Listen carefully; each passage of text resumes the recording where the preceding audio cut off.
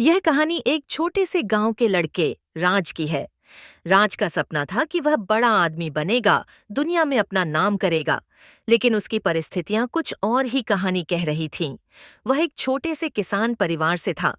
उनके पास ज्यादा पैसे नहीं थे और उसे अपनी पढ़ाई के लिए भी कई बार संघर्ष करना पड़ा था। राज का सबसे बड़ा सपना था कि वह इंजीनियर बने, लेकिन गांव में ना तो अच्छे स्कूल थे और ना ही उसके पास पैसे थे। एक दिन उसने अपने पिताजी से कहा, पिताजी मैं इंजीनियर बनना चाहता हूँ।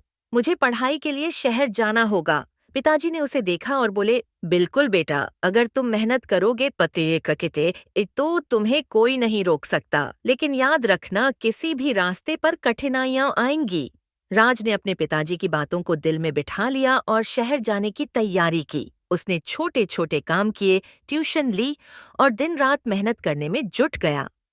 लेकिन रास्ता आसान नहीं था। कई बार उसे निराशा हुई और कभी-कभी ऐसा लगा कि वह अपने सपने को पूरा नहीं कर पाएगा। लेकिन फिर वह याद करता था कि यदि कठिनाई नहीं आती, तो सफलता का स्वाद भी नहीं मिलता। एक दिन जब राज ने अपनी मेहनत और संघर्ष के बाद इंजीनियरिंग कॉलेज में प्रवेश पाया, तो वह पूरी दुनिया से जीत चुका था। राज ने देखा कि सपना सच करने के लिए केवल मेहनत ही नहीं, बल्कि आत्मविश्वास और दृढ़ता भी जरूरी है। उसने कभी हार नहीं मानी और अंततः अपने सपने को साकार किया। राज की कहानी हमें यह सिखाती है कि सपने देखना तो आसान है, लेकिन उन्हें सच करने के लिए हमें संघर्ष करना होता है। यदि हम अपनी मेहनत और आत्मविश्वास से काम करें, तो कोई भी सपना बड़ा नहीं होता।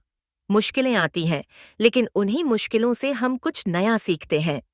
इसलिए कभी हार मत मानो, सपने देखो और उन्हें सच करो। याद रखें, जब तक हम नहीं गिरते तब तक हम नहीं सीखते, और जब हम गिरते हैं तो फिर उठकर सबसे ऊंचा उड़ने का जोश